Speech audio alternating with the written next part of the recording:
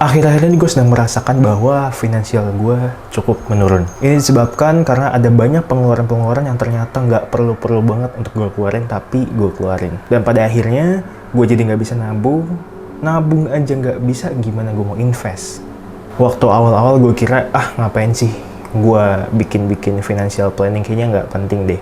Kayaknya udah gue pede lah di pikiran gue aja gitu ngitungnya. Gue bisa lah ngejaga finansial gue dengan baik. Awalnya gue kira seperti itu. Merasa terlena sampai akhirnya gue dipertemukan dengan sebuah kondisi yang kurang mengenakan. Yaitu gue di-off-kan dari pekerjaan gue. Dan hal itu cukup men-trigger gue. Karena yang tadinya beberapa pos-pos pengeluaran gue itu aman, tapi karena ada pengurangan masukan atau pengurangan pendapatan, akhirnya pos-pos ini nggak keisi lagi. Ditambah lagi, gue ada beberapa tanggung jawab yang harus gue selesaikan, contohnya kayak cicilan. Sampai pada akhirnya gue mulai sadar, dan di Februari kemarin, gue coba untuk merancang sebuah financial planning yang memang cukup untuk kebutuhan gue. Nanti di akhir video akan gue kasih lihat financial planning gue.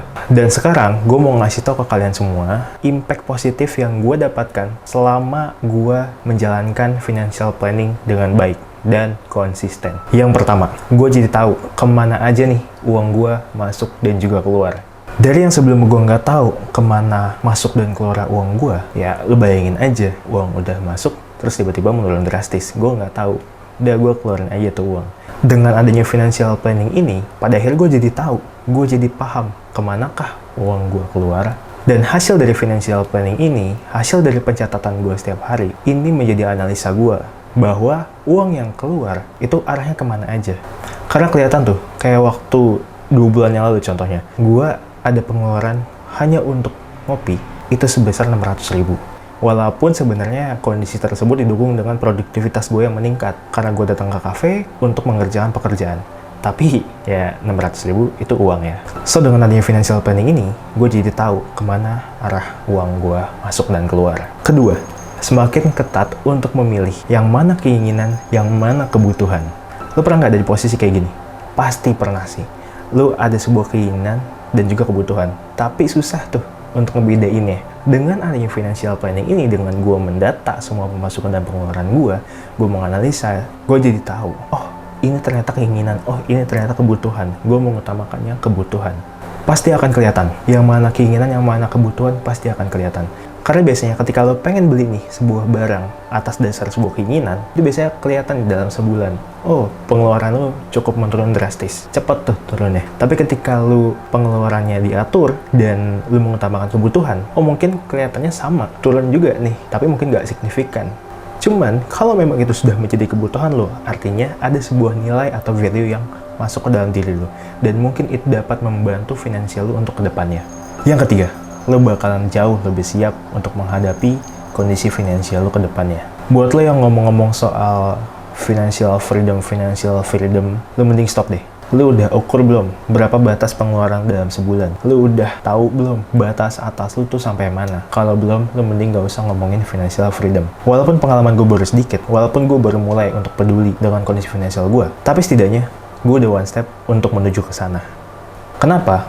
Karena gue udah tahu batas atas gue tuh sampai mana, batas pengeluaran finansial gue tuh sampai mana. Jadi nanti ketika ada uang masuk ke gue, ketika ada income masuk ke gue udah tahu, oh income gue segini, batas pengeluaran gue adalah segini. Pun nanti kalau income gue naik, amin, batas pengeluaran gue juga tetap segini.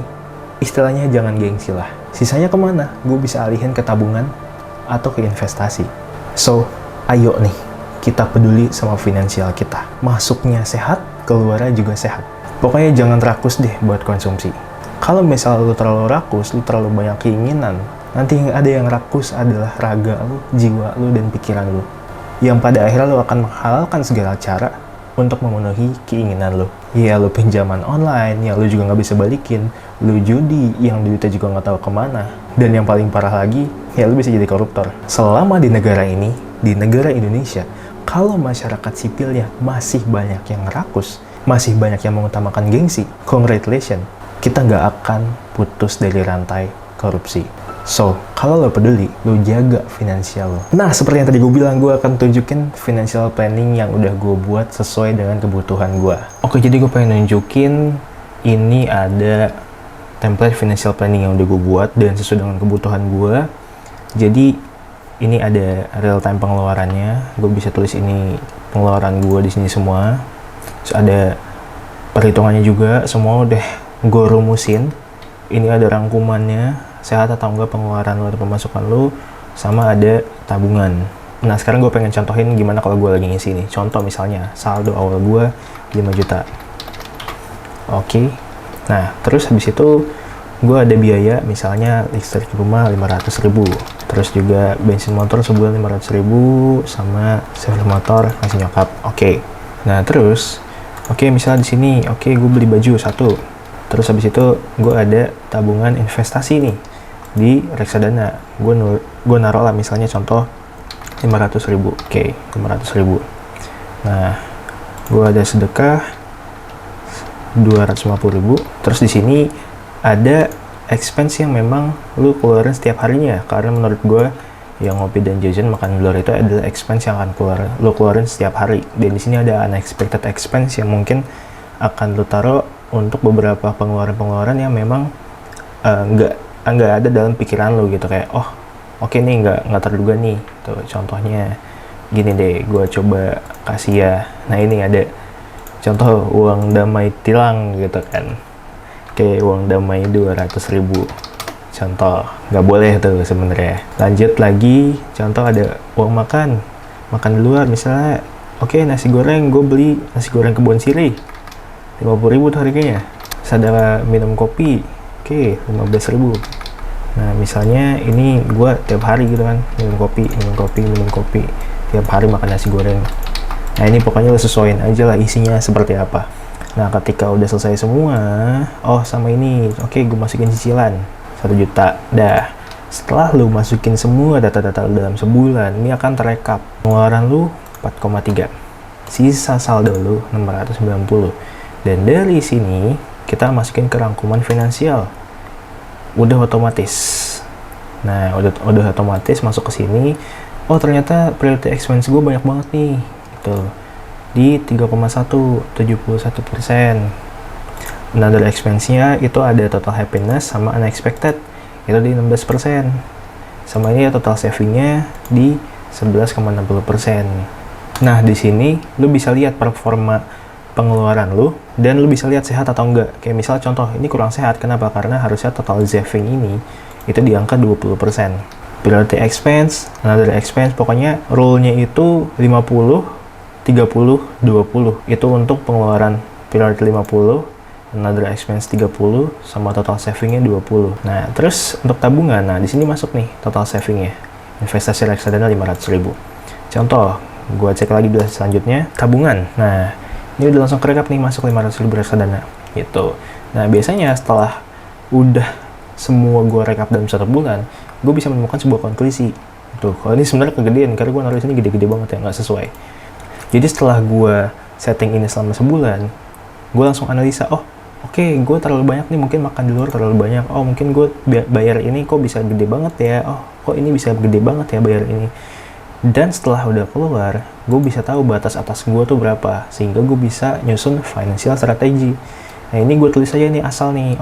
Misalnya contoh gaji gue 3, terus juga ini kebutuhan gue segini, happiness segini, savingnya segini.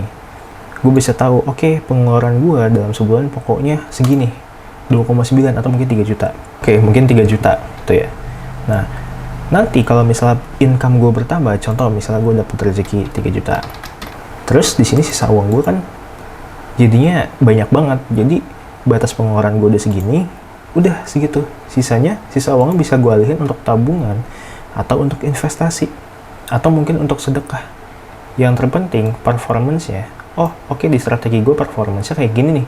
Saving gue di 600.000 aman nih, bagus nih di 20%, kayak gitu. Buat lo yang pengen benahin finansial dengan cara gue, lo bisa klik link yang ada di description. Di situ gue taruh link dan lo bisa cek di sana. Lo bisa pakai template yang udah gue buat. Sebagai penutup, gue akan terus kasih info bahwa gue sedang menjalankan konsisten konten 2 hari sekali.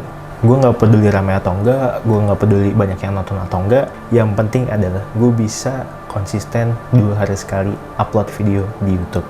Sekian, gue Irfan Syahputra, dan see you on next video.